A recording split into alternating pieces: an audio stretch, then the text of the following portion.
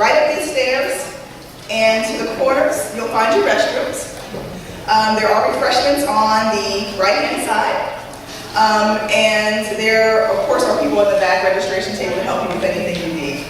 It's a pleasure to have you here today, and I'd like to call up Reverend Kelly Wild, who is a program manager at ECM, and as well as our MUI council person, to come up and open us up in prayer.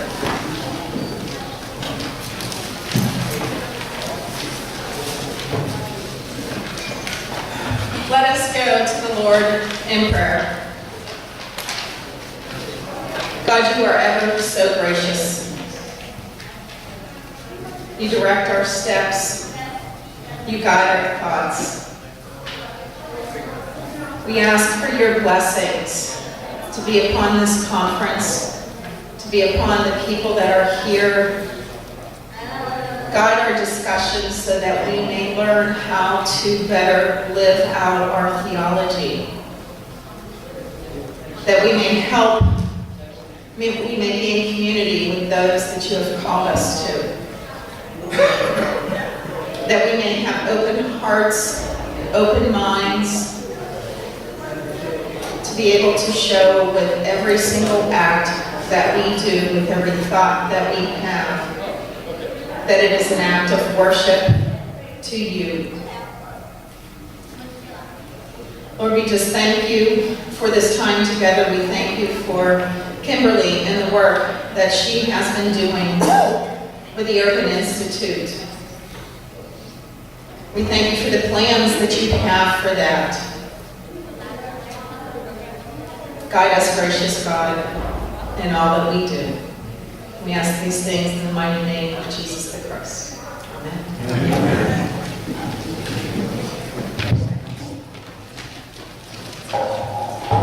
Well, it is great to have you here today. You know, most of us are here Christians. And in this Christian walk, it's easy just to get into the regular routine that we have every day. I have a friend that from Uganda, and he critiques us U.S. Christians. He says, "Oh, you U.S. Christians, you get in your cars, in your garages, you roll your windows up, you drive to work, you don't talk to anybody on the way there. You go to the office, and you go in your office, or you go in your cubicle." And he critiqued us about our relationship and how we're able to relate to one another if we don't interact with one another. Which is a stark contrast to the way that Ugandans carry out their days. You know, they have, many of them have orphans that live in their families, other extended family that lives with them. And so they wake up to interactions and relationships. They walk or they bike to work or wherever they're going. And they're constantly rubbing shoulders with each other, constantly entrenched in each other's lives. And they're very relational people.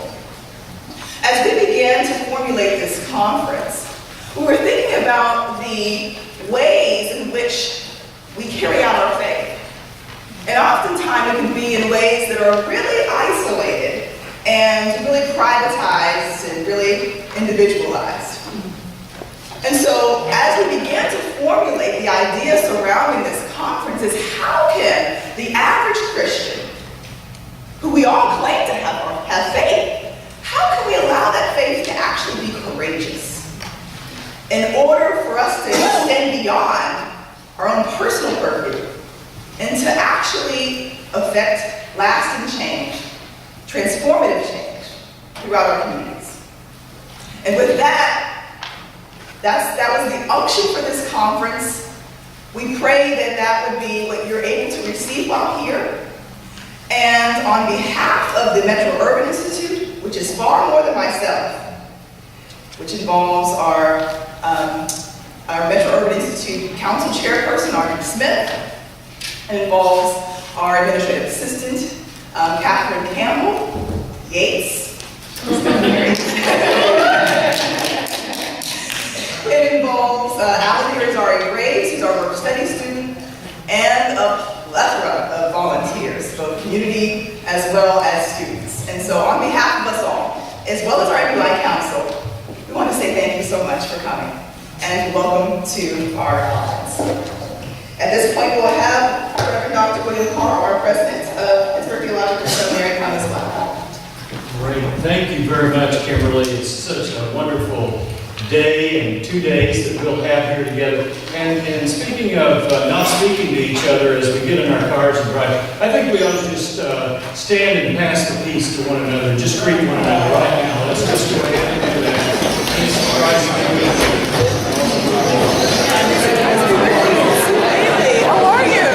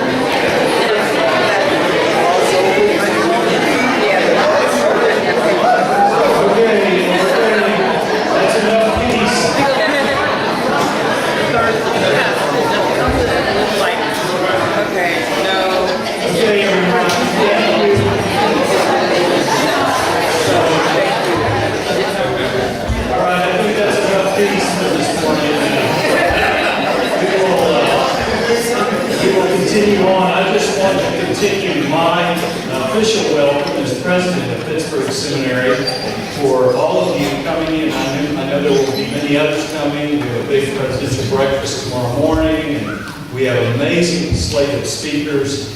This is a very, very important conference, not only for our city, but for our country and for our world.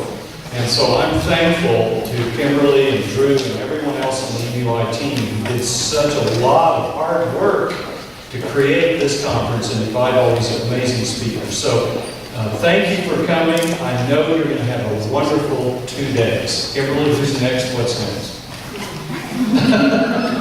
You're in charge. I'm not in charge here. That's fine. Thank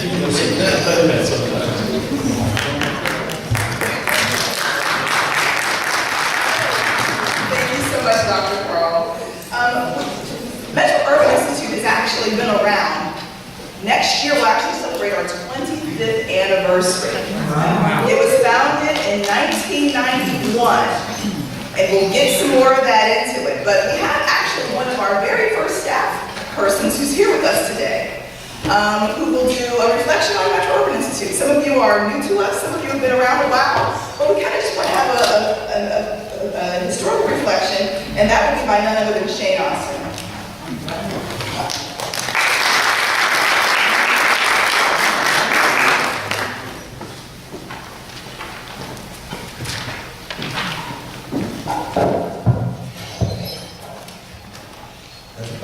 I promise I won't preach. I have been known for going long, but I will not go long. I've been asked to give a brief reflection, and I'm grateful for the opportunity to do so and to talk about Metro Urban Institute as it began its mission here in Pittsburgh and here at Pittsburgh Theological Seminary. When I started working with Dr. Ronald Peters here at MUI, and PTS, I had already had the privilege of having attended and graduating from this esteemed institution that is Pittsburgh Theological Seminary. As a student, that wrought iron fencing that surrounds this campus seemed to be a barrier between the seminary campus and the surrounding urban communities. Only a relative few people who looked like me had managed to cross that barrier and experience the theological academics that could be found within the classrooms of this campus. It was a distant place to those who served in churches in most of the urban communities of Pittsburgh and surrounding areas. Additionally, those communities and the churches within them, specifically the churches populated by people who look like me, were almost like a foreign country for too many of those who sat in the classrooms on this campus. The Metro Urban Institute sought to change that. Theological education here at PTS reached across an ocean to bring an awareness of the theologians and biblical scholars of Europe, but seemed to be be completely unaware of those who were forging and living out a real practical theology in churches right down the street and throughout the urban environments. NUI's task was twofold: to bring the seminary and its academic resources to the churches of East Liberty, Homewood, Hazelwood, Pig Hills, and the North Side, among many other areas in this region. In effect, we were attempting to make the wrought iron fence more of a decoration than a separation. We were attempting to make the scholarly oasis of PTS a reachable place in what had been perceived to be an urban theological desert. But the second task sought to expand the seminary curriculum and move it out of its cultural and theological isolation. Metro Urban Institute sought to bring an awareness of the theology next door to the seminary. It's to its theological curricula and to those who taught it and to the students who studied its courses. We sought to provide a curriculum and learning environment where the voice of the urban Christian and the urban theological experience could be added to the academic experience of anyone attending PTS. In other words, we believe that the seminary education was incomplete from God's perspective without a serious consideration of the Black religious experience or the urban Christian experience.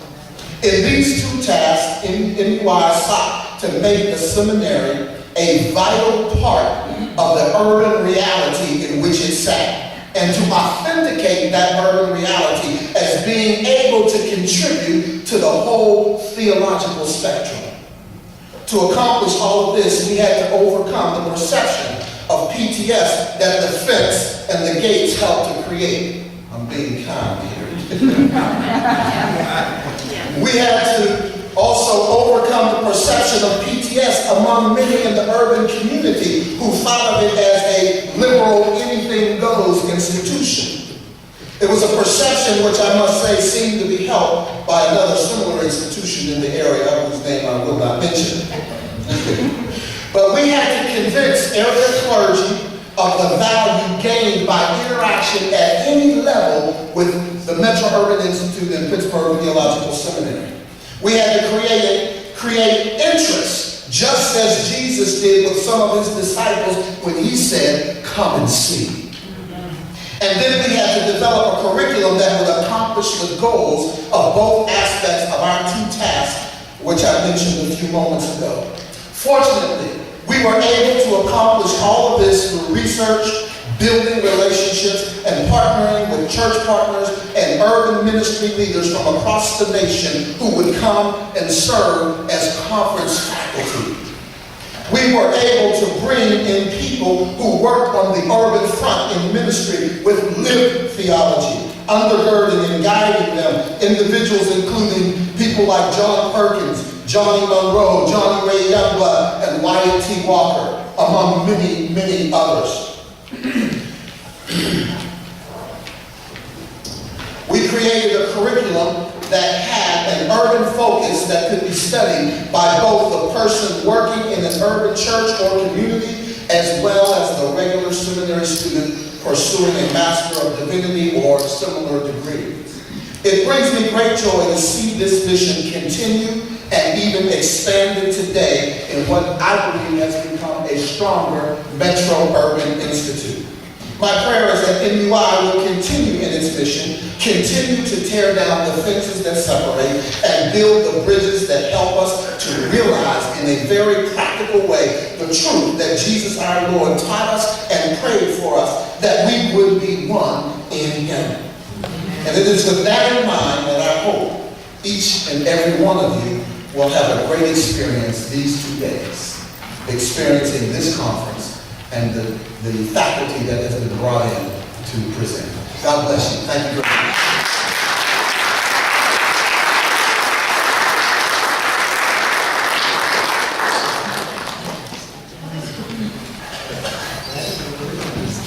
Good morning. Good morning. Thank you very much, Reverend Austin, for that very thoughtful and inspirational reflection. It's Very good to see each and every one of you here today. To Kimberly and President Carl, to our speaker this morning, Dr. Cheryl Sanders, and all of you, greetings. Certainly I want to extend warm greetings and welcome to each one. Delighted to be able to be present here today, and we very much look forward to the presentations, the dialogue, the interactions that will take place throughout these next 2 days. I want to especially thank President Carl and Dean Jackson for all the ways they have supported the work of the Mental Open Institute and this conference. And we're also greatly indebted to each of our speakers from near and far who will be with us. Our workshop facilitators, our sponsors, our MUI council members, and again, each one of you for your presence here today. Special word of thanks to Kimberly Merrill, our MUI director, for all of the excellent work put into the conference logistics planning, implementation, along with our MUI team and volunteers. Our conference theme is Lived Theology. And I'm sure questions have been raised about what precisely that means. In the book of 1 John, the writer states, "Let us not love with words or speech, but with actions and in truth."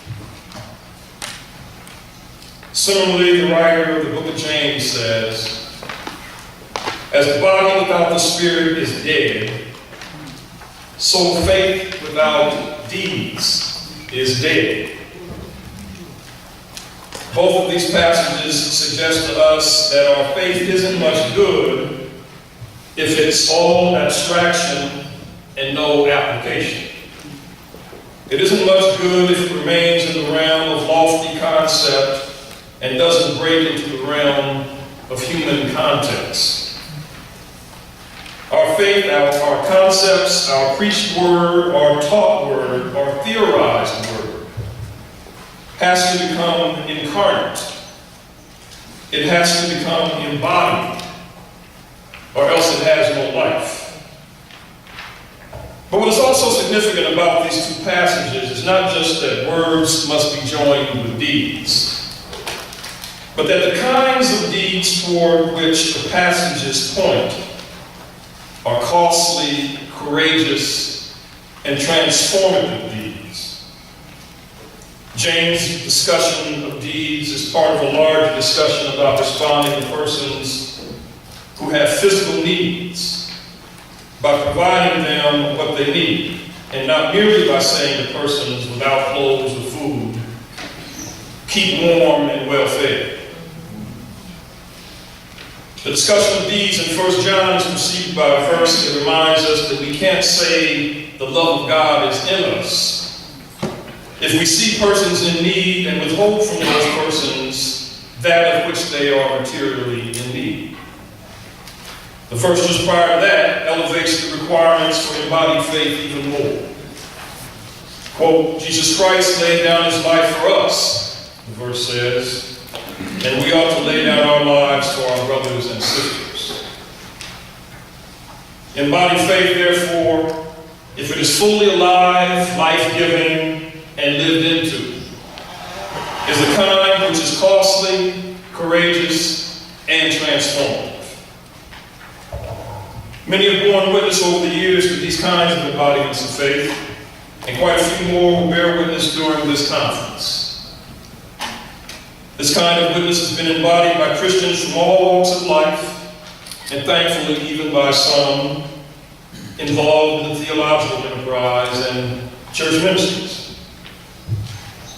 We've had the witness of early 20th century pastor theologian Reinhold Niebuhr, who served as pastor of a congregation of blue-collar workers in Detroit during the expansion of Detroit's auto industry. Niebuhr decried the imbalances of power between wealthy auto executives and poor assembly line workers. He actively supported efforts by laborers to unionize, and he denounced clergy who sat on the sidelines, quote, talking endlessly about love and brotherhood, while their preachments had little relevance to the problems of adjudicating interest and balancing power, close quote. We have the witness of pastor theologian Dietrich Bonhoeffer, who joined the resistance in Germany against Hitler's Nazi Reich, eventually being caught and executed for defying Hitler's reign of terror. Bonhoeffer left a testament of his thinking, wherein we hear echoes of the book of James and of 1 John. Bonhoeffer writes, quote, "We have for once learned to see the great events of world history from below, from the perspective of the outcasts, the suspects, the maltreated. In short, from the perspectives of those who suffer. Mere waiting and looking on is not Christian behavior. Christians are called to compassion and to action." Close quote. More recently, we have the witness of pastor theologian Martin Luther King Jr., who dared to take a costly stand against racial and economic injustice in mid-20th century America, while daring the broader church to take a stand as well. On matters of race, King criticized American susceptibility, including church susceptibility, to, quote, "the tranquilizing drug of gradualism," quote, close quote, while he also criticized churches that have failed to, quote, "provide the bread of economic justice to those enduring the frustrating midnight of economic privation," close quote. King pushed further on these issues, especially on economic issues, than most of us were willing to go, or willing even to allow him to go. In fact, all three of these church leaders dared us to act on our faith in transformative ways. These are challenging examples of costly, courageous witness. But then, too, these challenging times we live in are crying out for such a witness. Our cities today serve as conspicuous symbols of social disparities and inequalities, with their gleaming skylines and their dilapidated row houses, their tony suburbs and their teeming ghettos, their vibrant commercial zones and their hollowed-out low-income neighborhoods. Our cities today symbolize injustice, as rank-and-file workers demand jobs providing adequate wages and benefits, while the rich get richer and rail against organized labor. And as anger between urban poor communities and law enforcement personnel swelters, prison populations swell, and social stability shrinks from all directions. Middle ground seems increasingly hard to find, and neutrality does not seem an option at all. So where will churches stand? Or will churches simply try to find ways to take no stand at all? We're blessed today with quite a few persons on our conference program who dared to take a stand, who've attempted to respond to challenges within their context, who've sought to provide leadership, and who've worked as best they can to become agents of change and transformation.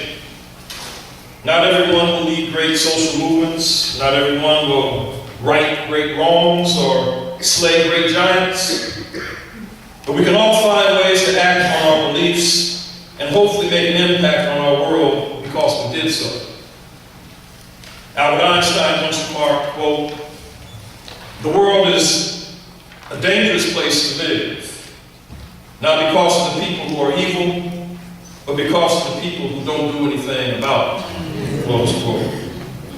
Sounds to me like you might have read the Bible, maybe even the book of James and 1 John. Many of us do faithfully read the Word, and many of us act upon our reading of it faithfully. Hopefully this conference will contribute in some way to us living more fully into both sides of that equation. Finally, let me say that while we're looking forward to very rich dialogue during these next 2 days, we are hoping that even within this undertaking, we will proceed beyond dialogue to action. With that in mind, we're hoping that the workshops that begin this afternoon and resume tomorrow afternoon will produce, as I stated in the letter and program booklet, to strengthen resolve, sharpen strategies, and deepen and expanded collaborations. We believe the chances for those action outcomes increase to the extent you're able to focus attention on one rather than multiple workshop themes. So we encourage you to stay with one workshop track theme throughout all 3 workshop installments on that theme. And although we won't reassemble for a reporting out session tomorrow afternoon at the close of the workshops, we do intend to report back to you in the weeks ahead, so please make sure we have your email contact information. Once again, thank you very much for your presence and your participation, and we look forward to our interactions over the next 2 days. Thank you very much.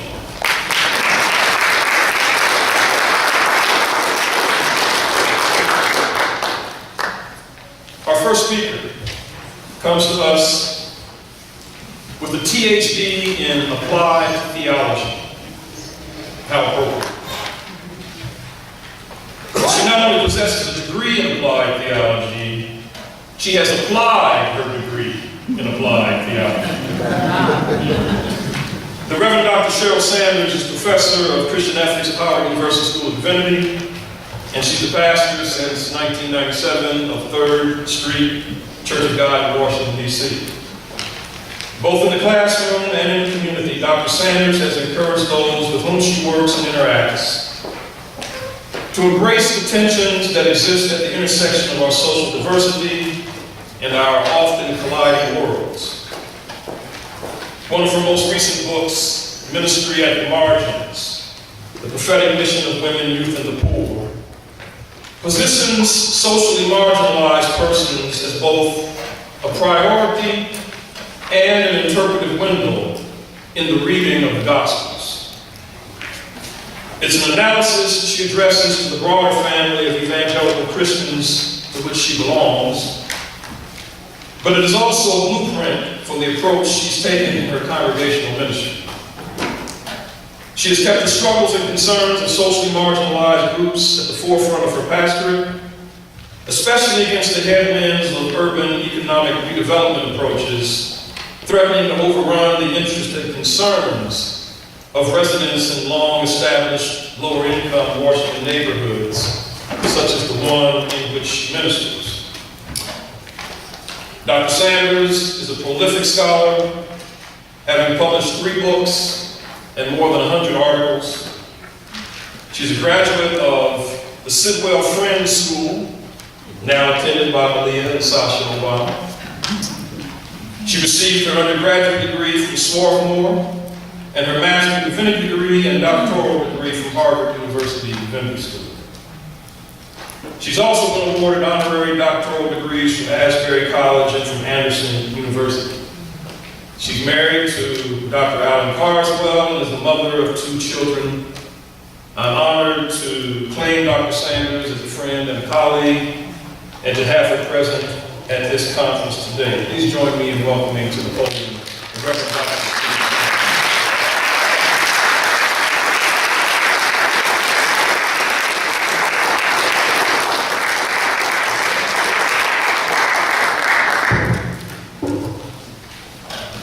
Thank you, Dr. Smith. I want to say good morning to everyone. Good morning.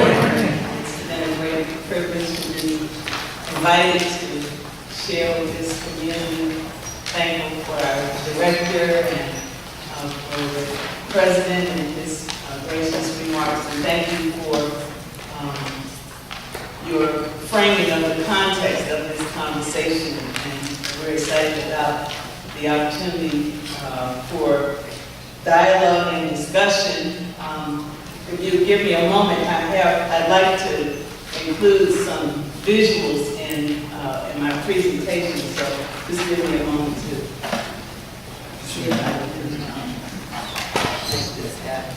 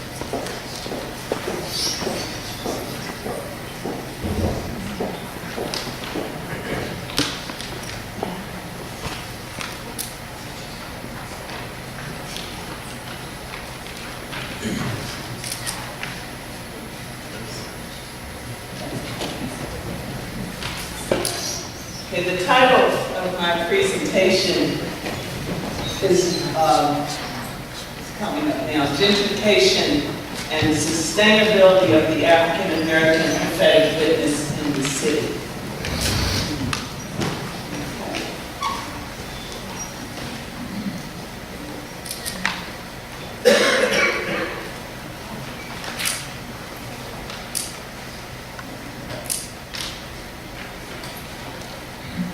In the year 2012, Howard University School of Divinity received a $1 million grant from the Lilly Endowment for a 3-year research project, which we are finishing up in the next few months.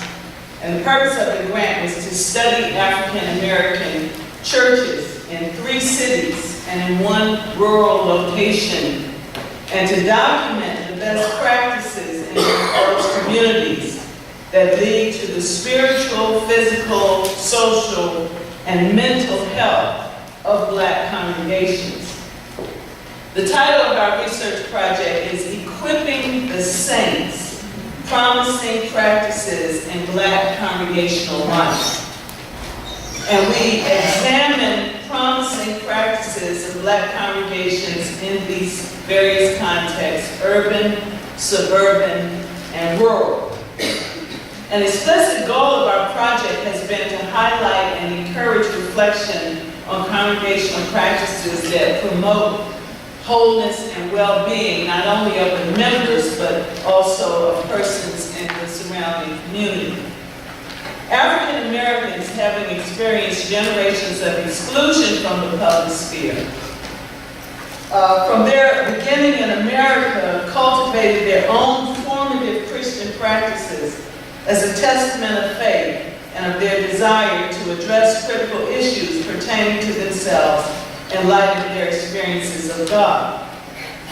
We are still processing and analyzing the data that we have collected, and we had a preliminary presentation of our findings on last October at a conference. In fact, I know Dr. Smith and maybe 1 or 2 others attended our conference, where we launched a publication of a National Congregational Resource Guide, and we also, at that time, announced and put in place our website. You will see on the slide, I just wanted to give you some particulars. Our principal investigator is also the Dean of the School of Divinity, Dr. Alton B. Pollard III. He is a sociologist. And so, because he's the principal investigator, it's essentially sociology and religion is essentially the methodology that we have pursued, even though our faculty team consists in different disciplines. We also have a sociologist, Dr. Velma Love, who is our project director. And you can see the places where we try to make it a national study. So one of our cities was Atlanta, and in the Atlanta region, it was a more suburban than urban focus to the project. And Dr. Kenyatta Gilbert is a homiletics professor at Howard, and his focus was the preached word, and particularly the impact of preaching in Atlanta's suburban megachurches. In Detroit, Dr. Harold D. Tremere, who is also a sociologist, led the project in youth and family services, and he also has a very specific interest and engagement in how churches relate to families of incarcerated persons, and also helping incarcerated persons to find their way back into the community.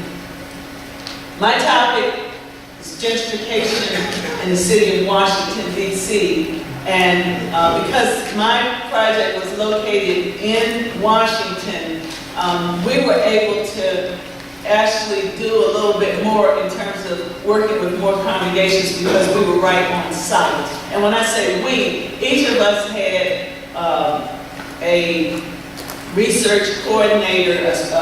In most cases, there were persons who had recently earned their PhD degrees or were at the dissertation stage. And so those persons were given a stipend to work with us. And then I also recruited students from the School of Divinity to assist me. So I had a team of about 5 persons working with me. The rural project was in Macon County, Alabama. That's where Tuskegee University is located. And Dean Pollard worked there on the issue of economics and health, the role of rural congregations in promoting health and well-being and even healthcare services in rural communities. And Dean Pollard also added to his portfolio an additional project on openness and inclusion.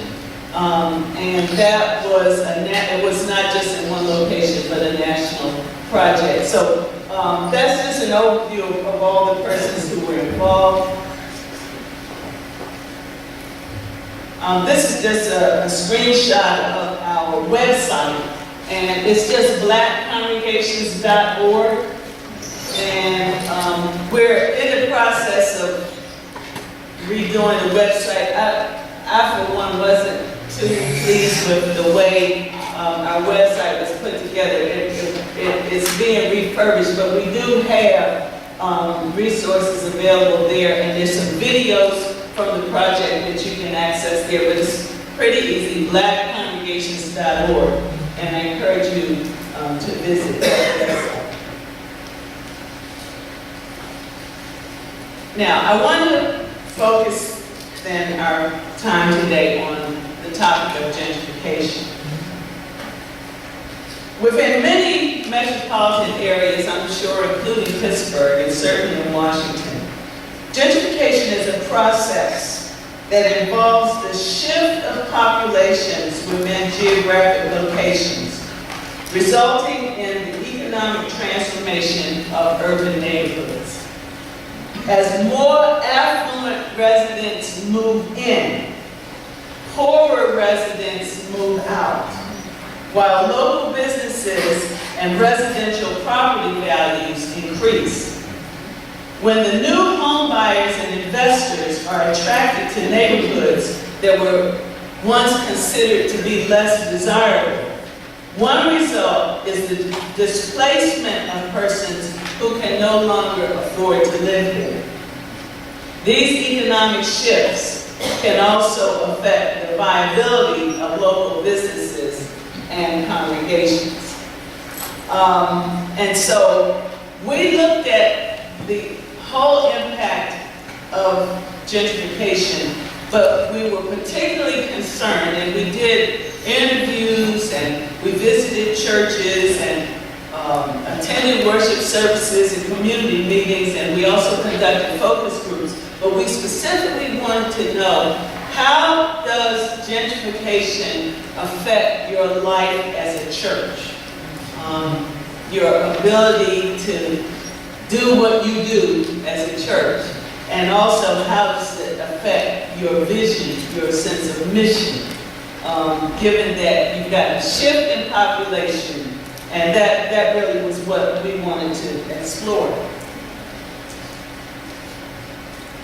When I teach students in research and writing at the university, one of the things that I try, sometimes I fail, but I really try to get them to embrace is the necessity of having a clearly focused research question, a researchable question. Because very often the students are assigned to write a paper, they just start writing a paper. Or they'll come up with some exciting topic, and then the next day, well, Dr. said, I can't find anything on my topic. And that's a comment that I never received. Any topic you can find something, but you have to have a strategy of knowing what to look for. And one way that you formulate your strategy is by making sure that the question you frame is answerable. Because sometimes we skip this. We don't have a good question, or we have a question that really is not answerable. So I try to work hard on that front end. As I say, some people get it and some people don't. And when they don't, they just write, first one thing and then another. And sometimes it comes out good, but most of the time it doesn't.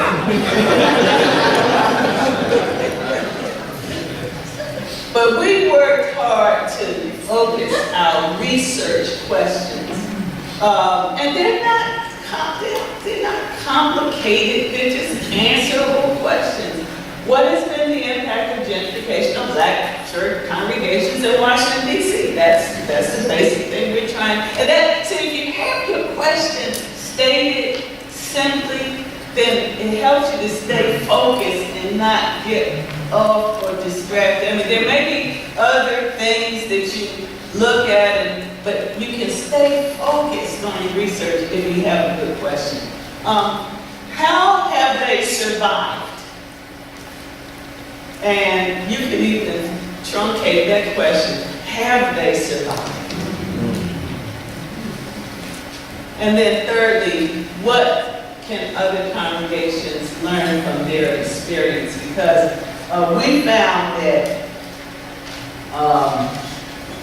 there's not a whole lot of sharing of information among congregations in the same boat. And one of the exciting things that I did not anticipate would happen, we were allowed as part of the grant to convene regional, conferences, like little small, not even conferences, I'll just say conversations with the pastors and leaders that we had been talking to. And as I said, in DC, we were working with more congregations because we were local, there was no travel expense involved. So each of us was able to have like a regional forum, and where we just brought some pastors and lay leaders together. We had lunch and we had conversation. And they were so happy to come to the School of Divinity and to share stories. And so, you know the proverbial busy pastor, you have things, you're familiar, you have events, and you plan these events, and people are just too busy to come. But when it was over, they're like, okay, so when are we going to meet again? And I was like, well, we weren't planning on meeting again, but we'll get back to you. But just the fact that said to me that they got something out of even the very preliminary presentation of our research, and out of the opportunity to just share their experiences with people who were going through some of the same things. And not just crying on each other's shoulders, but giving advice and information and networking and names and strategies. And so there were many aspects of this research were things that we didn't anticipate were going to have a payoff, but they did. We discovered, let me just say what our participant congregations were. We had 7 congregations. We tried, City of Washington is shaped like a diamond, a square, and it's divided into 4 quadrants of unequal size: northeast, northwest, southeast, southwest. And the center of the geometrical center of the diamond is the Capitol itself, the United States Capitol. So we tried to get churches from each quadrant, each of the 4 quadrants. We tried to get a mix of denominations. It's possible to have a sample of every denomination. And we also, so we have just a variety of denominations. It's not statistically correct sample based on denomination, but you can see there's a variety. And then we had a variety of sizes. We included the church with the largest attendance, and then we included churches that have small attendance, and then some that were in between. You see we had an Adventist church, Methodist church, the Fishermen of Men Church is Pentecostal church, also Greater Mount Calvary Holy Church is also Pentecostal church, Metropolitan Baptist Church, which was very important. We were very happy to get them to participate in our project because Metropolitan Baptist Church has a very interesting recent history. It was historically one of the churches, one of the historic traditional, shall we say, steepled Baptist churches in Washington, located in the Shaw community, which is where my church is located, established neighborhood, and the pastor is very well known, Dr. H. Beecher Hicks. He recently retired. But basically what happened was that congregation and pastor made a decision to respond to the gentrification of their neighborhood by leaving. And what they did was they sold their building with the intention of purchasing property and building a new church in the suburban area. Well, you can't always anticipate and calibrate the effects of economic downturn or upswing in the real estate market. A lot of factors when you plan to do things that you can't anticipate. So let's just say that the winds of the economy did not blow favorably upon their plans and their vision. And so what ended up happening was they sold their building, and for the first few years they were able to continue to occupy the space by renting it from the new owners. But the time came when the new owners sold the building where they were worshiping on Capitol Hill, and they said, okay, we're ready to occupy our building. So that meant they had to leave. Well, in the meantime, they weren't able to get the building done in the suburbs. And things happened funny with money. And so they had nowhere to go. And to this day, they are worshiping in a school. They're renting space in a school, which is about 3 blocks from where my church is located. They're still worshiping in the city, but in rented space. They sold their very well-kept and highly appraised property in the city. And they really do not have anything to show for it except the beginnings of a foundation. And they also have millions of dollars of debt. They do have a new pastor, and I'm sure that the new pastor will be, bringing some new strategies and vision to it. But their story was especially important because when you're doing research, it's a challenge sometimes to get people to really be forthcoming about their stories. And this was a story, everybody will brag about, oh yeah, we started with 12 people and now we got 25,000. Everybody likes to tell that story. But the stories where you struggle and where things didn't turn out the way you thought, sometimes we're reluctant to tell those stories. But that's how we learn, is to hear. We learn from the fantastic stories of the miracle workers. But what about the regular, everyday people who still waiting for their miracle? They have a story too. And so we were very pleased to get Dr. Hicks and Metropolitan Church involved in our project. Mount Zion United Methodist Church is also very important. It's one of the oldest Black congregations, if not the oldest, in the city of Washington. But they are in Georgetown. And Georgetown is very important because everybody's heard of Georgetown, right? But not too many people know that 50 years ago, Georgetown was a ghetto. Because Georgetown represents what happens when gentrification completely runs its course. And when I say runs its course, I was born in Georgetown because my mother went to Plenary in Georgetown. I was born in Georgetown University Hospital. But when I was born, being born in Georgetown, that was no big deal.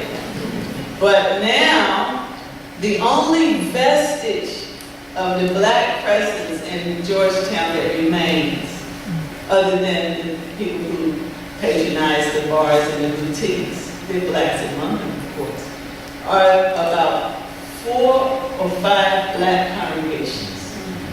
So there are black churches and there's a black cemetery in Georgetown. Other than that, you have no clue that blacks ever lived there, or that it was the kind of neighborhood. And that ran its course. I know I'm old, but in my lifetime. So there are lots of people in Washington who have a memory of Georgetown being something other than what it is now. So that, to have that church in our project was very important because of the neighborhood. This is what gentrification looks like when the process is complete. And so you have these churches, and you can imagine these churches are fighting for their lives. You know, where are we going to park?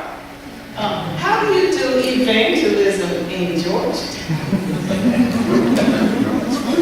Among people who feel that you really have nothing to offer or to add to their life because they have it all. How do you evangelize them? And so we were wanting to hear from that pastor and that church. And then the Union Temple Baptist Church is in Anacostia, that's in Southeast. That is still a very predominantly African-American area of the city. And the pastor of that church and the kind of personality of that congregation is very much into black nationalism. They got black pictures all over the murals and depictions of black culture, and they wear African garb and very Afrocentric. So we just tried to have a variety of congregations, and Washington has a very rich and diverse church culture, so we were happy to get the participation of these congregations.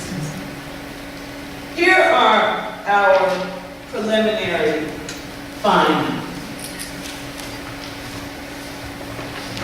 Gentrification, what is the impact? It has a direct impact upon congregations in D.C. And here's some of the issues. Number one, parking. That sounds mundane, but if people cannot walk or bike or take public transportation to your location, they're going to drive their cars. If there's nowhere for them to park, sometimes they'll circle the block and look for a space, and they can't find a space, they will go to another church or go home. Especially, and I'm speaking from experience, especially people who might have impairments, or elderly people, or people with disabilities. Like, if I can't get near the church, then I might as well go home. So there's competition for parking spaces. Decline in membership and financial viability. If people can't get there, or if they decide, if I can't get to church early and I can't find a parking space, then I'll just go to a church that's more convenient to me somewhere else.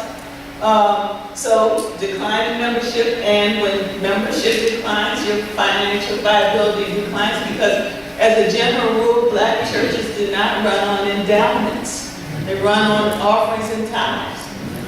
And so if the people don't come, it's difficult to maintain your financial viability. Building disrepair, one of the easiest ways to detect the impact of gentrification is just look at the condition of the property.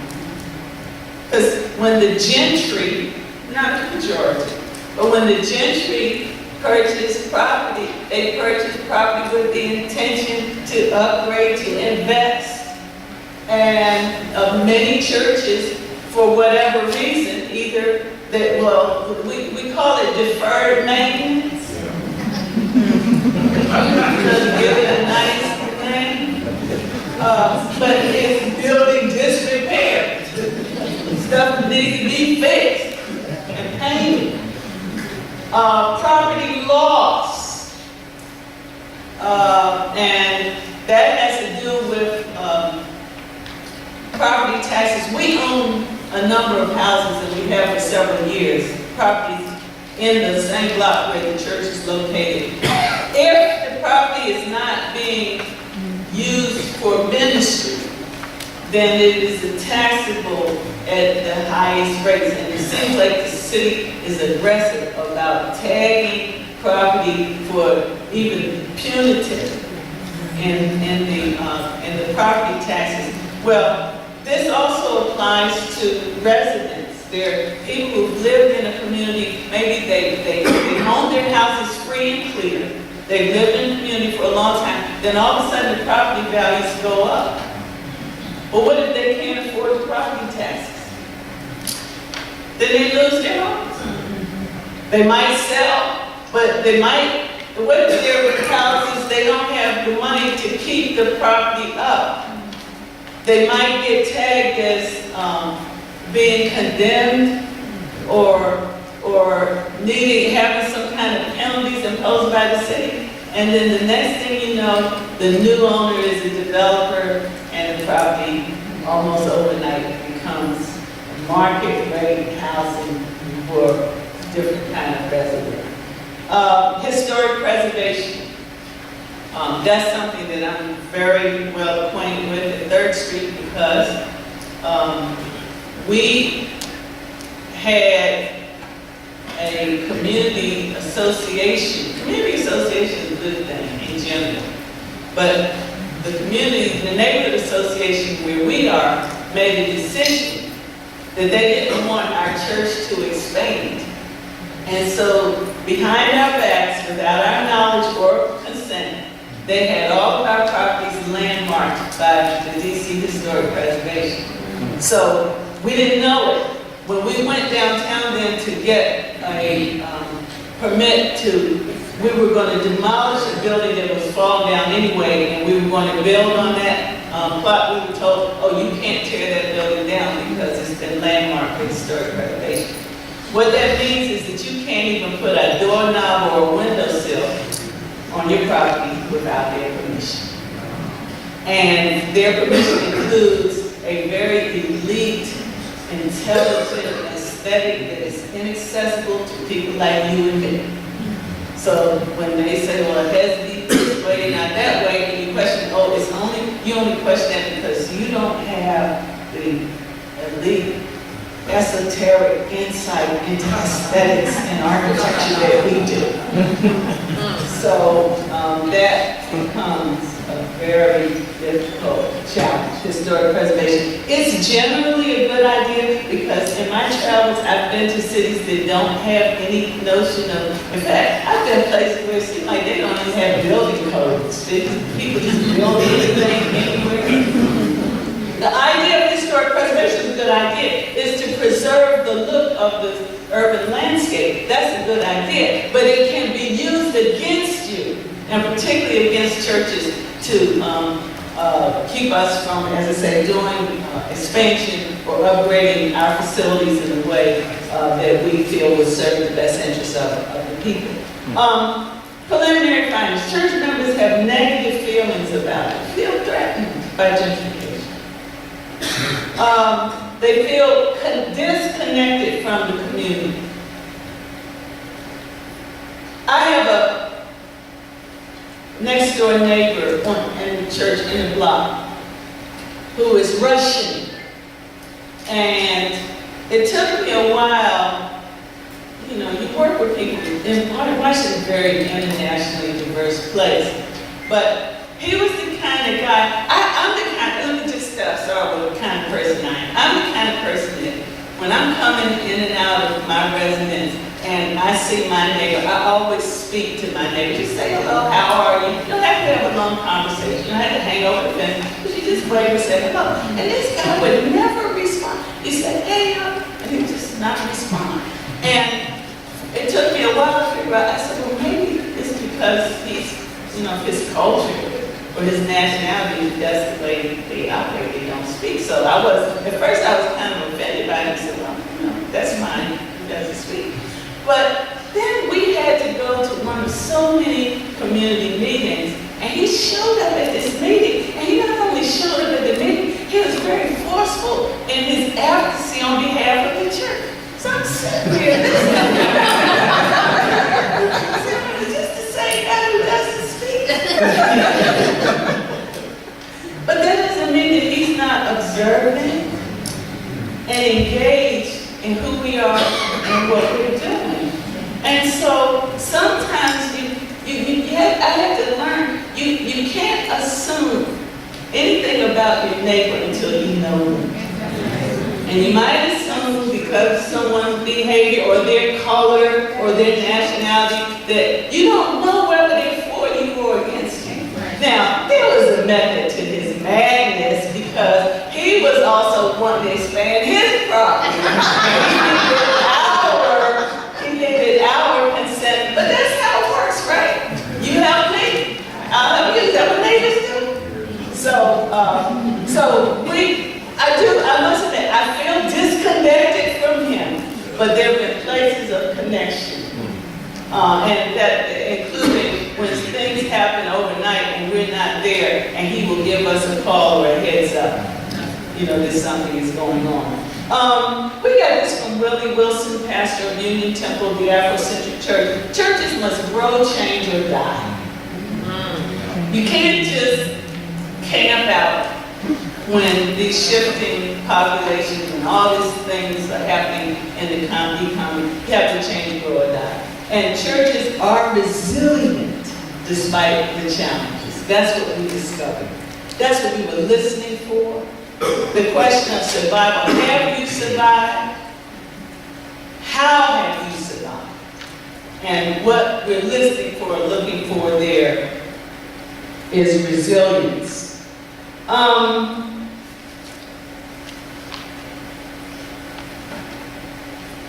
Here are some of the promising practices. That's what the research project charged us to do. Identify the promising practices, or in other research you may have heard the term best practices of congregations who are getting it done. Number one is strategic planning. And some of us are fearful of that word or unacquainted with it. But strategic planning for outreach to diverse populations, sustaining membership, civic awareness, and community-oriented programming. And strategic planning includes asking yourselves as a congregation, who are we? What is our vision? What is our mission in this community? What are we doing here? And if we can't decide who we are, what we're doing here, maybe we need to be somewhere else. But if we're going to stay here, we need to have some kind of plan in place for our own growth and development. Number two, also very important. This is my research. I don't like this word. This is her word, so that's why I got into the report. Galvanizing. That's her word. Galvanizing the community around the congregation's issues and concerns, including neighbors, media, and local clergy.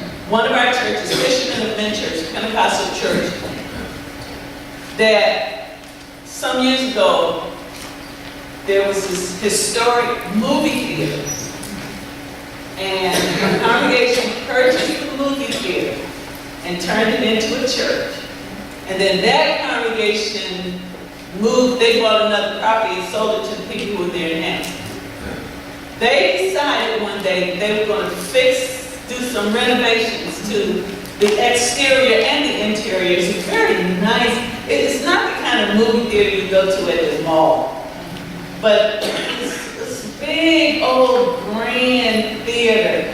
And they were doing some work, and some of the neighbors observed the work, complained to the historic preservation, and challenged they said that they are defacing the property. They're changing the look of this theater, and the theater should be landmarked. In other words, it was what happened to us, but this was done publicly. And so, when the challenge came like that, Bishop Groover, his name was, he sent out, talk about galvanizing the community, he sent out an email and he said, I need the support. We're going to have he said we're going to have a rally. But he said we're going to have a press conference. And I said, well, I'm going to support him. When I showed up for the press conference, there were bullhorns and people all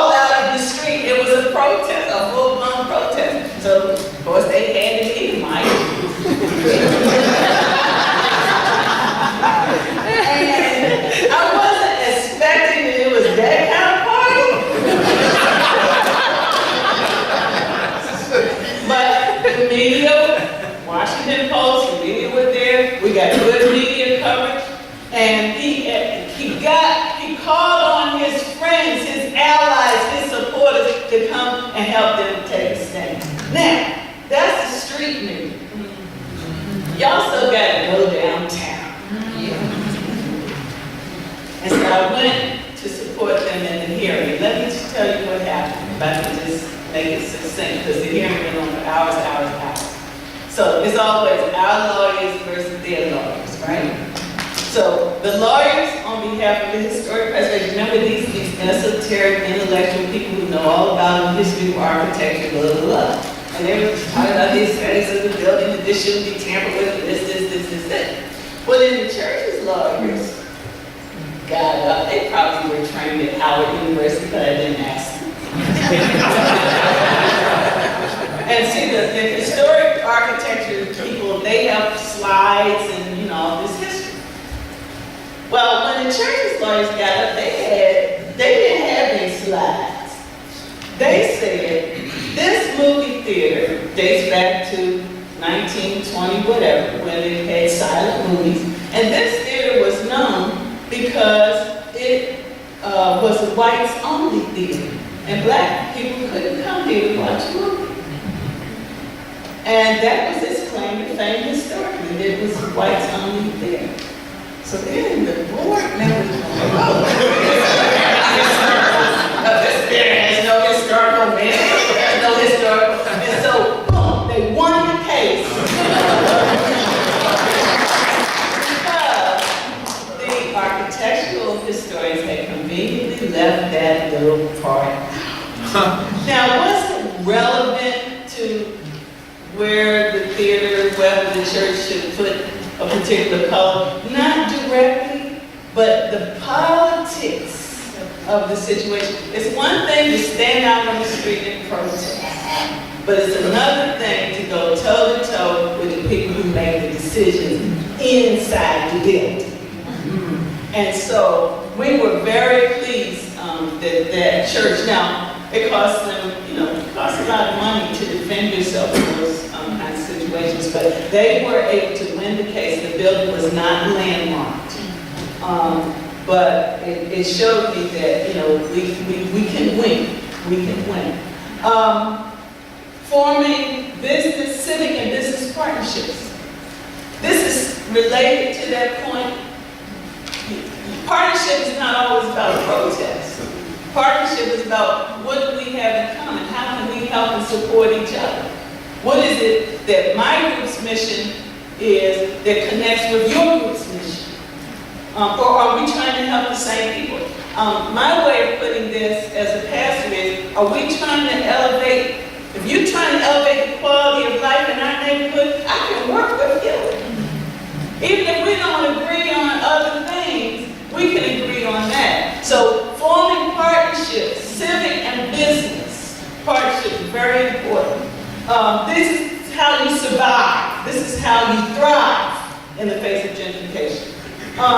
Developing property for ministry and income. Developing property for ministry and income, not just the church building, but if you have other property, is it a community center? Is it housing? What ministry, what income producing assets are we holding? This, another word for this is just stewardship. And then providing parking for members and visitors.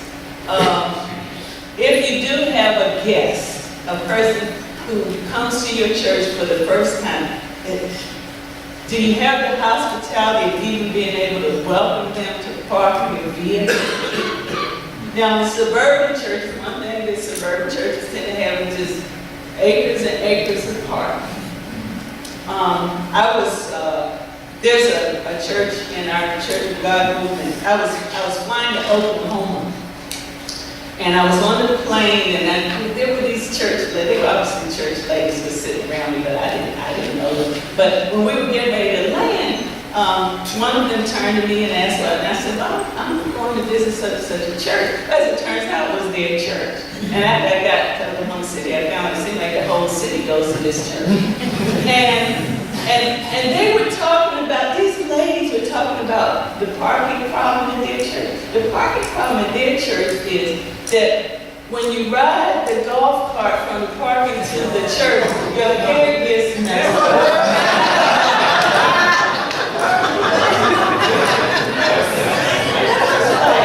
That's a very interesting contrast to the parking issues around my church.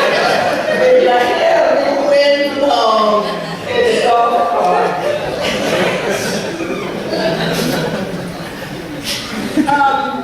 Let me just say on this parking thing that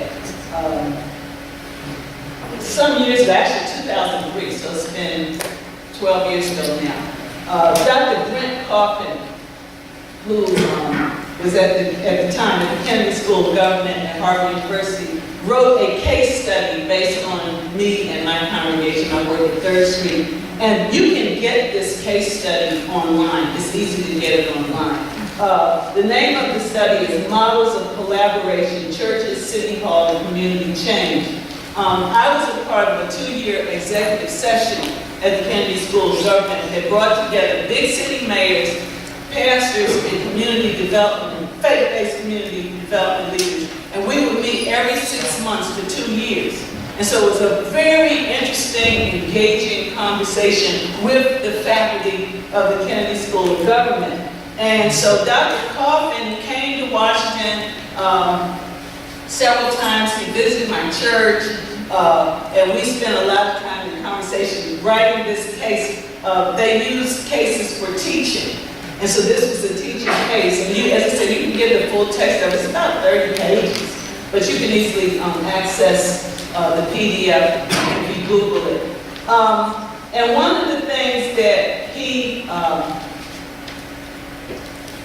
developed in the case, based on his conversations with me and his observation of our work, this is going back a few years, is that the partnerships between the faith community and the city government tend to have 5 different configurations.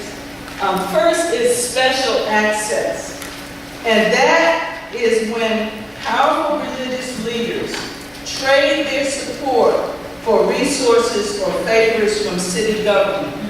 And I would call this the old school patronage system, where you're the big somebody pastor, and basically you say to city officials, I will deliver votes, or I have influence, or I have clout. It's a very old school way of thinking about ourselves here in the city.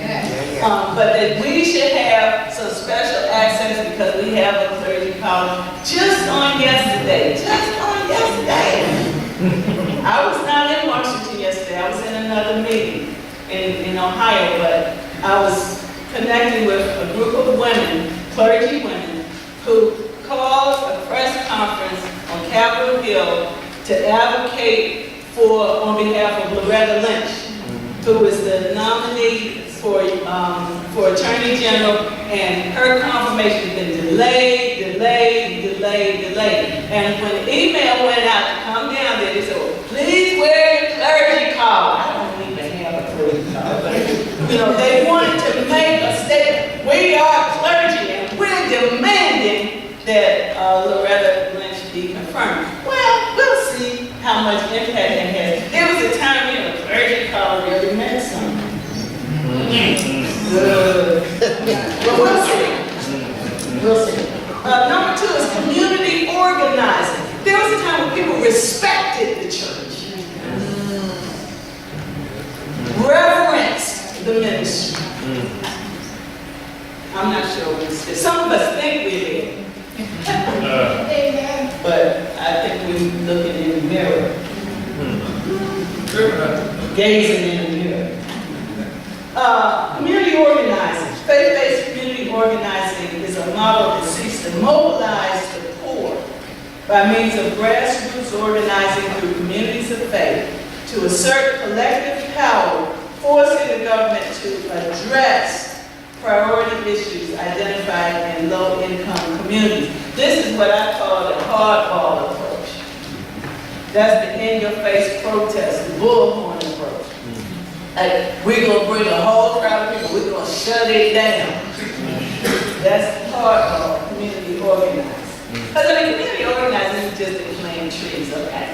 but this is the kind of community organizing we're going to demand something.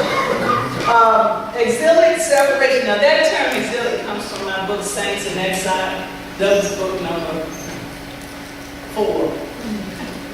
I wrote that book in 1996, Saints in Exile. And this is Dr. Coffin. Dr. Coffin put this typology together of political engagement. A separatist or exilic model operates when the faithful refuse to engage in or are excluded from political participation. Their spiritual salvation will not be compromised for token political gains. In other words, he observed in me, there was a tendency he observed in me where there were certain games that I was not willing to play. And my reluctance is based on my sense of integrity in ministry. Not that I couldn't be a player, but I couldn't do it with integrity and maintain my standing and my sense of identity in terms of my own community. Whereas, like, I'll give you just a quick example. We used to have, in those days, we had a feeding program where we offered a hot breakfast to maybe 300 to 400 people a day, every day of the week, during the week, Monday through Friday. And we had a situation where we were serving grits and eggs and all this. And so when the faith-based initiative became the charitable choice option was really being pushed out there, this is during the Bush administration, we asked the question, well, can we get USDA commodity grits? And they were like, well, no, only if you promise not to do proselytizing, you can't do and I was like, keep your grits then. Because if we can't pray, and it's a prayer breakfast and you can't pray, then we just don't have grits.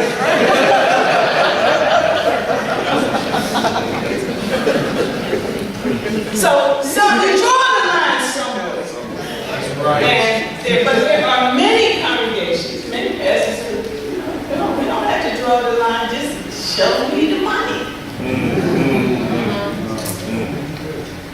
Collaborative negotiation means it's a key religious and political leaders engage in dialogue, build trust, and come to understand one another's perspectives, and negotiate an operational agenda for cooperative action. That's hard to cooperate with people. Say, we're going to do strategic planning together.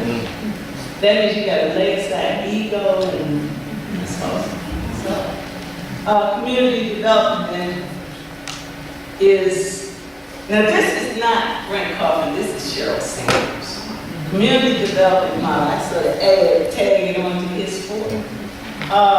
Where churches position themselves in urban neighborhoods as stakeholders whose political influence and economic impact are demonstrated via their ability to develop affordable housing, businesses, schools, and other community services. When we were doing our research, one of the things that we were teaching the students to do, before you even walk into church, if you made an appointment or you're going to a worship service, when you park or when you arrive on public transportation, just take pictures, observe what is the neighborhood like, what does the church look like upon approach. You can tell a lot by church just driving by, what it looks like.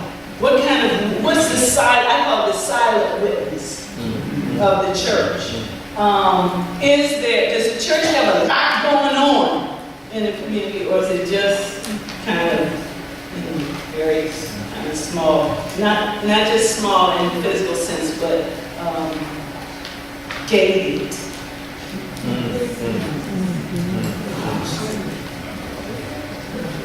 This is 3rd Street Church of God.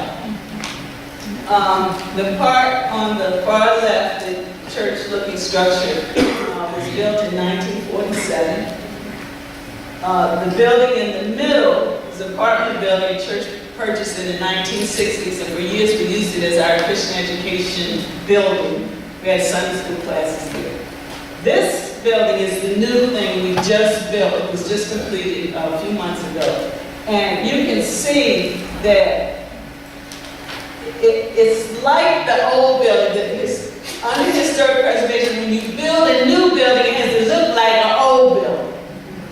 Now, the old building had no historical significance at all, but even like the thing, what do you call the things between the window panes? We had to paint them brown because the other ones were brown. And so this is a lot of things we had to do.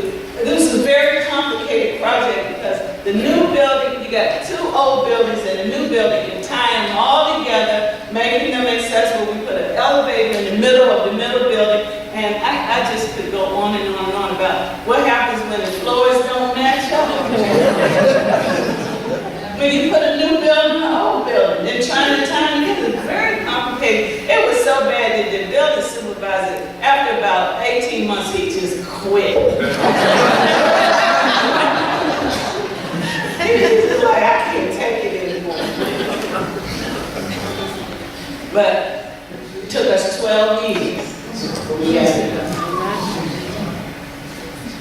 This is a screenshot of Washington Post did a story on us. You can see that we had, I was telling the parishioners for a number of years, I said, when we get this building done, we're going to march up and down the street and let everybody know that we are rejoicing, that we are happy. He said, we had liturgical dancing. In fact, the fire station up the street, when they saw us marching, the fire truck came along like,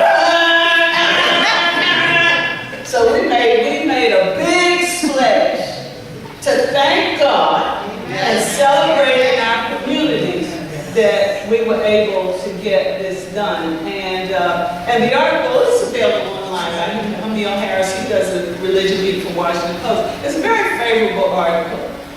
He did interview some of the neighbors, and because the church has an impact on the community. There's an inconvenience when you're doing construction. There's an inconvenience when you're doing worship.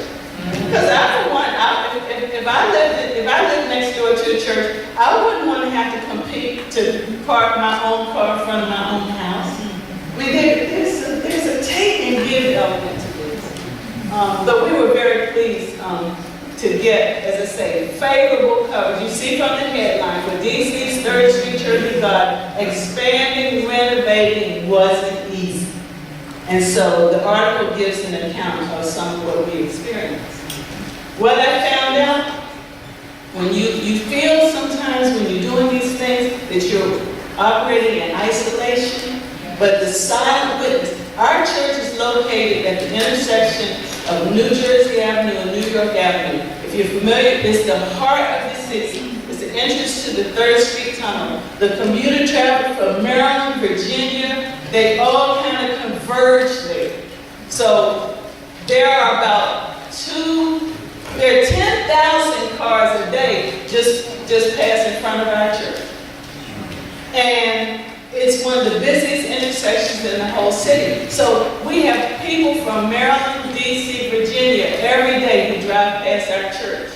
And so there's a silent witness. Sometimes, now I'm not making this up, when we were having the prayer breakfast, I might be standing out on the sidewalk having a conversation with somebody, and people would roll down the window and hand me money. I wasn't asking for money, I was not panhandling. But they would say, we see what you're doing, you're trying to feed the poor. Here's something to help you. People I didn't even know. And so people see what you're doing by the kind of people they see coming in and out of your church.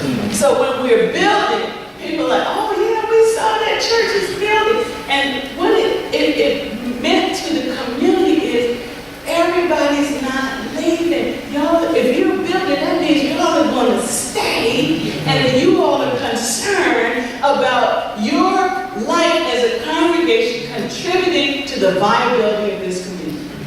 And so this is not part of the research, this is just what I was doing on the side when I was fulfilling my assignment.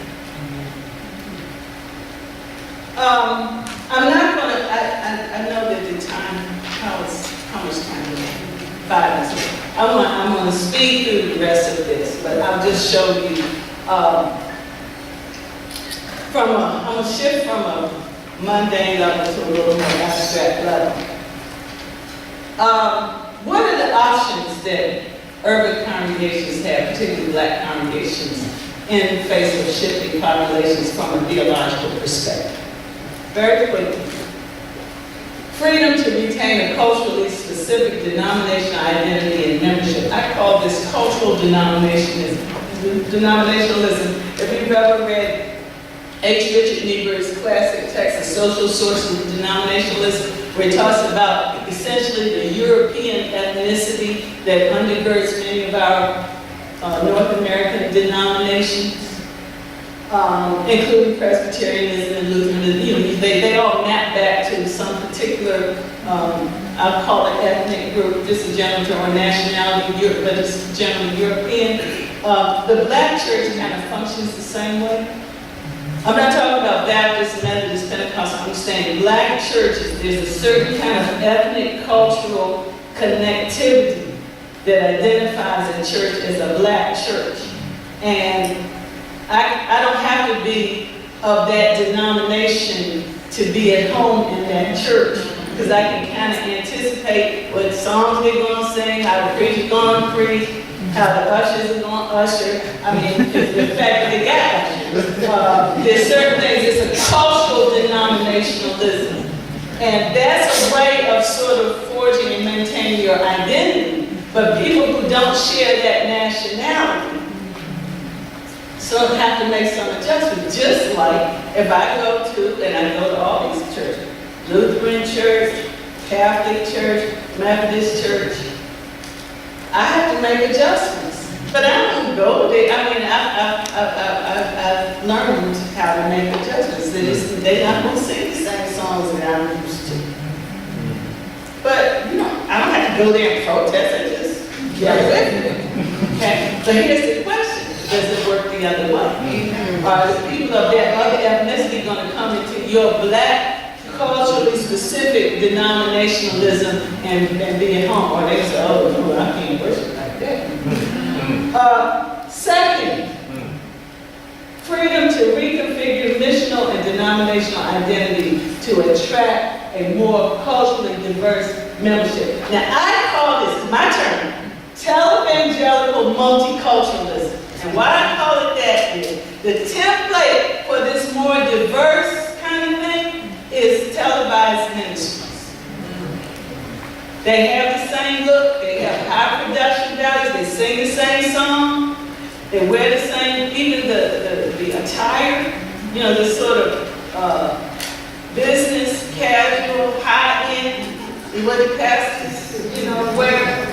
And, you know, the way the staging is done, all of that, the production is for television, not majority. They have high production value because it's meant for television. But then that becomes a template that other people will imitate. Even if they're not on television. They're going to have the flowers in the same place, they're going to have the, you know, do the same kind of screens and the same kind of, you know, attire and all that.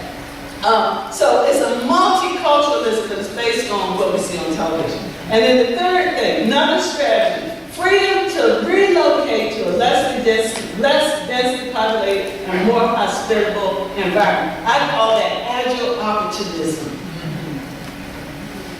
Now, you could call it black flight. Let me just say, white flight is what happened in the 1960s. We had riots, particularly after the assassination of Martin Luther King. We had riots in the city of Washington where whole communities, blocks were burned to the ground. And the whites, the churches, and the residents, they jetted out of it. Okay? But in the 70s and 80s, the black people went too. The middle class. The people who could afford to buy a house in Potomac or McLean or Bethesda. Once the discrimination officially was ended in housing, we still have informal discrimination in housing. But if you got the money and you can pay, you can live in that neighborhood, you can live whatever neighborhood you want to live in, So the black flight followed behind the white flight. And now there's the Washington, D.C. in the 1960s, one of the hip-hop groups, they called it Chocolate City. And it's vanilla suburbs. Well, down is kind of mocha. Because for the first time in a century, Washington had the black population is in the minority. That's new. I've never seen that in my lifetime. Could not imagine that in my lifetime. But that's where we are. So the strategy of going to the suburbs is, you take advantage of the opportunity that's there. I'll just go through this. When I'm thinking about the current situation in the city, I go back to slavery. I did my doctoral dissertation on the religious experience and social ethics of people who had been slaves. Slavery, invisible institution, resistance, transformation, and escape were three strategies that the slave community used in response to slavery. To me, it's parallel to what I just showed you are the strategies and the options that churches have today in the face of gentrification. I'm not saying gentrification is slavery. I'm just saying. Some people, the invisible institution, we're going to worship, we're going to dance our dance, and we're going to worship our way, even if we have to do it in secret. Okay. Transformation. Okay, we're going to be a part of the church. Even if they make us sit in the balcony, we're going to go to the mainstream church, and we're going to adopt their practices and sing their song. Escape. I'm done. Harry Tubman, I'm out of here. If I freed 1,000 slaves, I could have freed 1,000 more if only they knew they were slaves.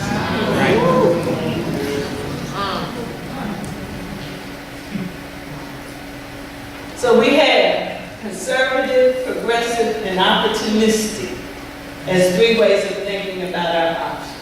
The conservative position, let's stay who we are, keep things as they are, or keep things the way they were. Sometimes you can make that work, but sometimes you can't.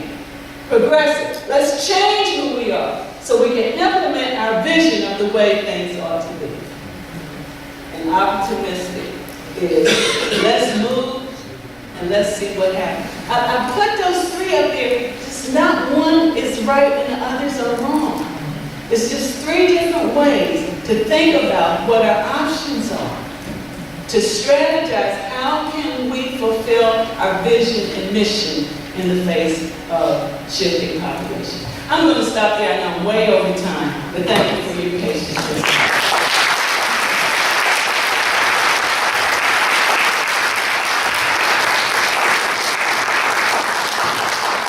Thank you, Dr. Sanders, for a very powerful witness of ministry, leadership, and analysis. We've got, how much time? We've got about 25 minutes for discussion. So please raise your hand if you have questions. Do we have someone with a roaming microphone? I don't think this one's wrong, does it? No, this one's attached. So if you could just speak with some volume, and we would take questions.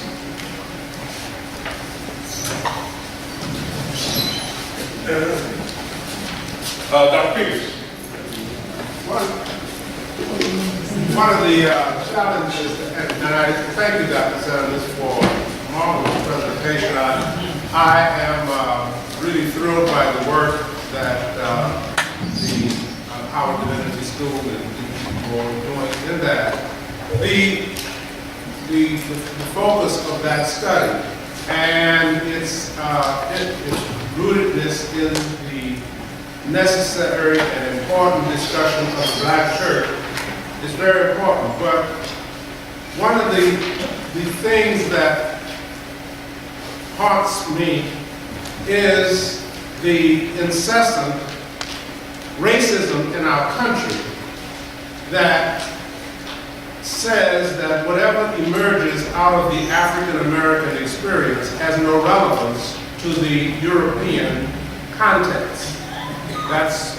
And not only is this, in my own experience, a part of the wider culture's interface with the African American experience, it's a part of the African American experience. So that the white person's ice is better than the black person's ice.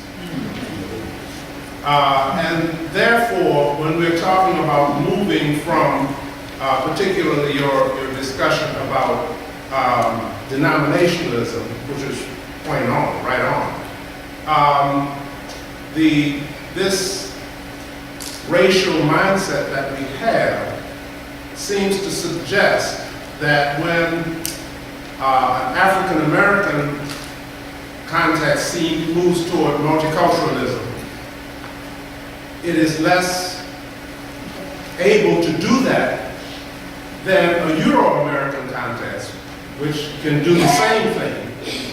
And we know that our society is growing more multicultural, regentrification, that's what we're talking about.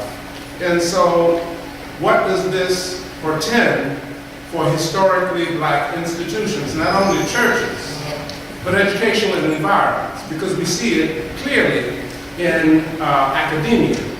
This is why historically black institutions are suffering. I grew up in a day when I could expect that somebody from Grambling College in Louisiana would go to the NFL. That day is gone. You got to go to a historically white, school, Duke or somewhere, Vanderbilt, and we're doing that in seminaries as well. And is that also a challenge for congregations that are denominationally rooted, in the sense that neither define it? That's a loaded question. Let me start with a comment I made from my own pulpit on last Sunday. My sermon last Sunday was March Madness. And I noted that when the coach of the team from Hampton University, historically black college, squeaked their way into the NCAA Division I tournament of '64. And because when you the last seed, you have to play in the first round, the first seed, which was Kentucky. And they interviewed the coach, and he said, well, we're going to have Jesus on speed dial.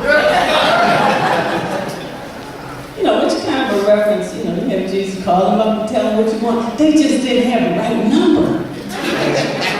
And so they got waxed by Kentucky. In fact, Kentucky did it worse to West Virginia. Oh man, I was in the airport, I was like, what's this? Oh. So, what I was explaining to the congregation is that HBCUs can no longer compete for the best athletes. And the kind of sick irony is some of those same white universities that have these elite athletic teams, that same black kid could never get admitted to that school if he couldn't bounce a basketball. Okay? So there's a certain kind of hypocrisy in the system because they make gazillions of dollars by recruiting. They have the resources to recruit the best, whereas the HBCU is trying to call on Jesus. So the HBCU, whether it's the church, the school, or this cultural denominationalism, this black denomination, there is always going to be a place and a role for a culturally specific environment for worship and education. It's just that you have to be realistic about what you're up against. Now, at Howard University, we are one of the oldest, not the oldest, but we're one of the oldest and certainly the largest of the HBCUs. None of the other historically black universities and colleges have the professional schools that we have, okay? But if you were to visit our dental school or our medical school or even our law school, you don't find all black people there. We have, from the beginning, had a diverse, internationally diverse, and we have a lot of whites. They just do the math. They say, okay, it'll cost me $75,000 a year to go to Georgetown, and it costs me $20,000 to go to Howard. I'll go to Howard. But it's not, our premise isn't you have to be black to be here. Our premise is we aware of the disparities in the society, and we want to provide an opportunity so that anybody can have access to this kind of education, this kind of opportunity. So it's a different premise than what you mentioned, well, you know, the racism of the exclusive. It's like, you can be a part of our church or our school as long as you conform to what we want you to do. As long as you learn how to sing our song, you can be here, but you don't bring your song up in here. Now, there's another research project I've been involved in, and I will mention this to you at Ohio State, the Ohio State University. Dr. Corey Edwards is a sociologist there who is doing a massive study of multicultural congregations. And one of the things that this is a basic paradigm that she has discovered, because she's written some books already. Her best book is The Elusive Dream. And basically, it's like a major case study of multicultural congregation. This is what makes it work. The paradigm for a successful multicultural congregation is that it's a white congregation that has opened itself to Black or Asian and or Hispanic participation. But the dominant paradigm is still white. It's not the same as a Black congregation saying, we want to make sure that we welcome other ethnic groups into our worship, because as long as the leadership is Black, it's a Black congregation. Now, I have some white members. I have a few, I don't have a whole lot, but I try to be real nice to them too. Because I want them to stay, and I want them to be at home, because I was not called to pastor a Black church. I was called to pastor a church. But there's certain things that a racist, dominant culture mentality would demand of me that I'm not able to deliver. So if you can check your white privilege at the door, you got to play. You can come and sit on the front row. But don't bring any white privilege in here, because that's not how we operate. And so if people can't accept that, or if they're offended by that, then they have to do their multiculturalism somewhere else. While we're waiting on another question, let me do a follow-up question, Dr. Sanders. So, now, I'm from Indianapolis, and during the 1960s, downtown Indianapolis was gentrified and refurbished and all sorts of urban redevelopment going on. There were several historically Black congregations in downtown Indianapolis that got moved out by the construction of IUPUI and other things that were going on in downtown Indianapolis. There were two very historic African-American congregations remaining in downtown Indianapolis after that construction process. One was a Baptist church, the other was an African Methodist Episcopal church. Within the last 5 to 6 years, the Baptist church finally relented to pressure the sale and sold their congregation in downtown Indianapolis and moved out to the suburbs. The African Methodist Episcopal church is still hanging on, but suffering from all these problems around deferred maintenance and other things. Now, we see this kind of thing going on in lots of different places where, and you mentioned Georgetown, where there are 4 historically Black congregations remaining in Georgetown. Now, you talk about the issue related to the integration of the internal life of the congregation and the burdens and the blessings of that. But I'm wondering, what difference does it make, should it make, for a Black congregation to remain physically present in what has now become a predominantly white neighborhood? What public difference does that make? Is there an importance that should be placed, can be placed, on physical presence in that neighborhood because there's some value that that Black congregation brings to the public face of the neighborhood? Thank you for that question. I can answer, and I have in mind Georgetown in answering your question. One thing, I mentioned that the Mount Zion United Methodist Church in Georgetown also owns a black cemetery. This is something that's going from years and years and years. You go to churches in the rural areas and they have, the cemetery is just the churchyard. But this very small cemetery is right there in the heart of Georgetown. The property is owned by the church. Well, there's something, that's a sacred burial ground, okay? But there have been cemeteries where they basically were sold to developers, and the developers did whatever they needed to do to make the ground fit for the new development, including, exhuming that's not unprecedented, that happens sometimes.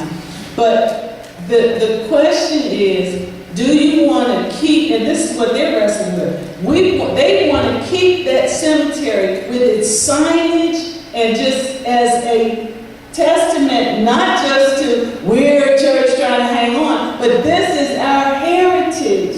These are our ancestors. There's an ancestral history here that we want to preserve. You all are aware that they're building an African American museum in Washington.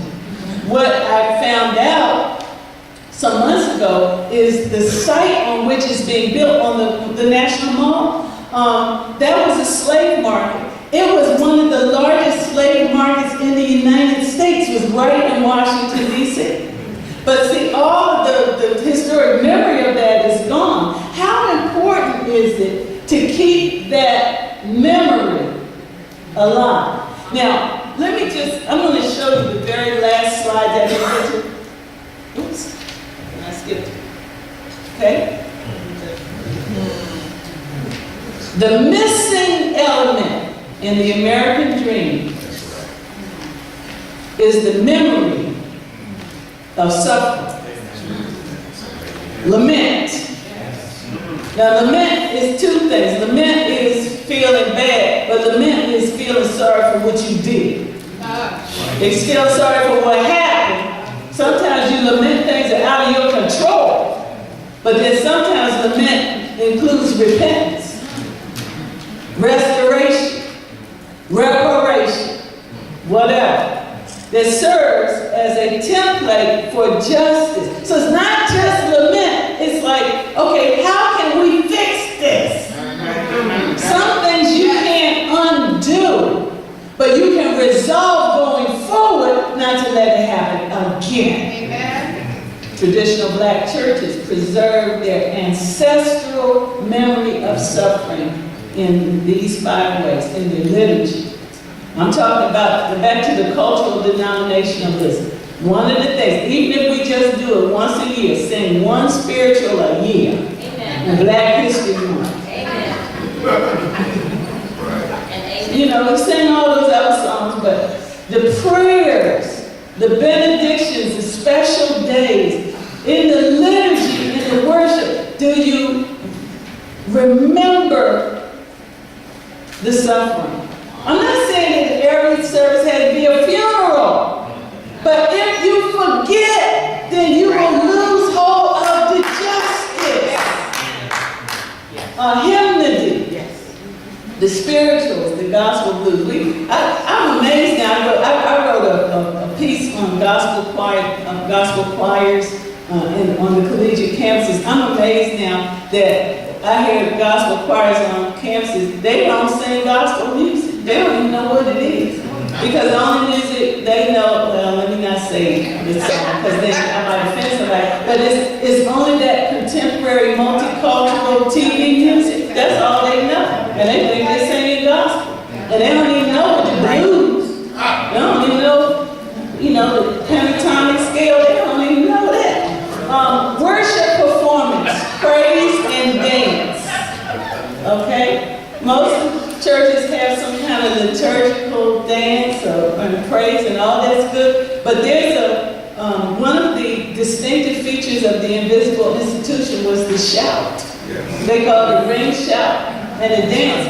And one thing that distinguished when Pentecostalists, the Church of God in Christ, Pentecostal, I'll just talk about Church of God in Christ, that's the largest black Pentecostal denomination. When it emerged in the early years of the 20th century, the 1900s, right after the Azusa Street Revival, Bishop C.H. Mason, he was determined. He says, we are not going to abandon the dance and the worship and the shout of our ancestors. And of course, there are other traditions. Other religions say, well, you know, why you got to make all that noise? But they were saying, we're going to be, he was intentional. It wasn't like, we don't know any better. We're intentional. We're going to shout like our ancestors shout. We're going to clap our hands. We're going to do, because you dance with your feet. We're going to do with our feet what we want to do with our feet. But during slavery, they had to do it in the woods because it was against the law. The law, see, it's justice. It's not like, oh, these Negroes out in the woods dancing. It's like, if we did it in the sunlight, in the open air, we will be arrested because we have no freedom of religion. So it's justice. Preaching. Yes. I'm too loud. I know I'm at the and you did not invite me to preach. But I'm too loud. Because the preaching is not just leaving something off the paper. Paper is good, okay? But there's a prophetic kind of energy. Yes. Again, it's acknowledging the lament and the appeal for justice. It's acknowledging, exemplifying, expressing, exhorting in the name of a God who is just. And it's like God is using that loud, out of control, ignorant black preacher to make a claim about justice. And I say ignorant, I mean that it's not that we're unlettered. Thank you. But the word we preach is consistent with what is in the mind of God. Amen. Well, you can only know that if you've consulted God. And then the cuisine. Soul food. If you ever been to a black funeral, you have a repast. And if your church is anything like mine, at the repast, that's after you've gone to the cemetery, and you've said the last words of committal, and you're back at the church. And I'm telling you, if you've ever been on that journey, you might make that ride back from the cemetery with no idea how you're going to face another day. But it helps if somebody gives you a piece of chicken and put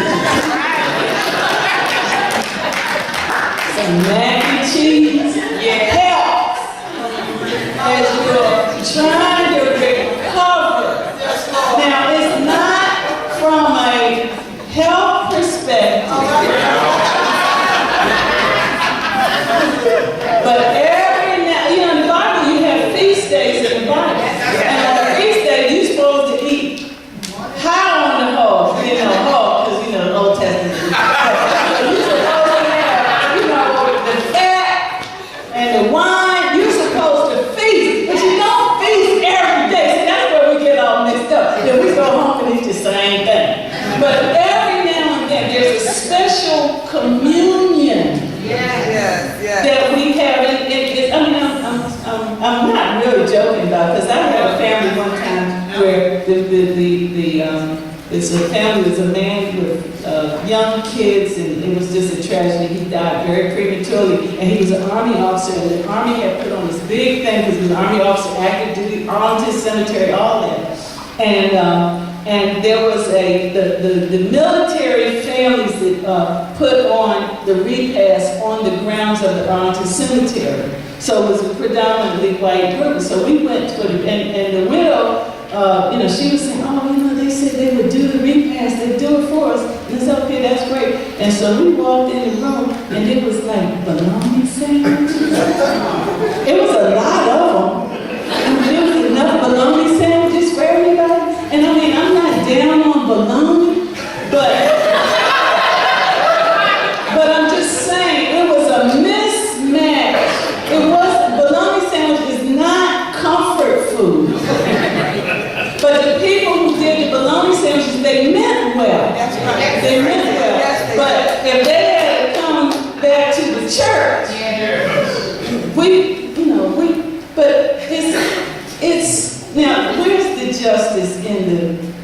comfort food. The justice is that you suffered a loss, and there's a community of people who have your back. And one way we signify that we have your back is that we're going to sit at table with you. And we're going to not worry about counting the calories or the sugar or the fat, just this one meal. And we're going to help you feel better about facing another day. Amen.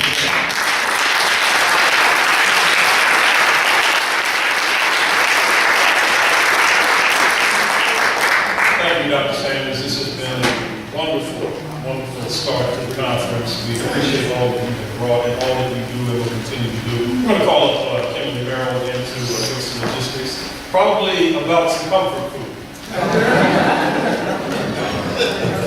Wow.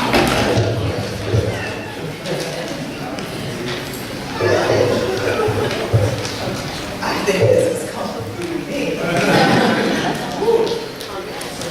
Thank you so much, everybody.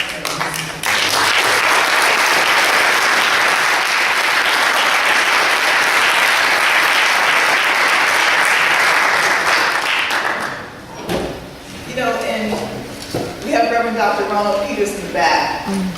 During his tenure here as a professor of urban ministry, he introduced us students to Reverend Dr. Cheryl Sanders. I'll never forget Empowerment Ethics for Liberated People.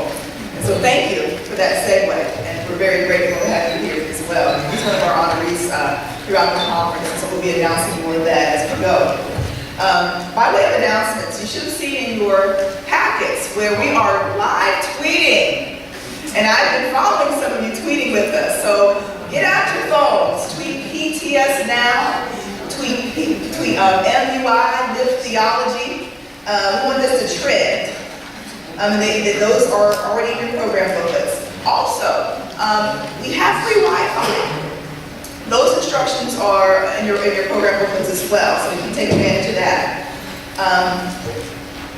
Lunch will be in the paid dining room, and there are directional signs out in the foyer area, as well as people with these royal blue lanyards. So if you need any directional help, they'll be there to guide you. And also please see anyone with a blue lanyard if you need help with anything throughout the course of this conference. We're here for your service. At 1 p.m. we will reconvene right in this room.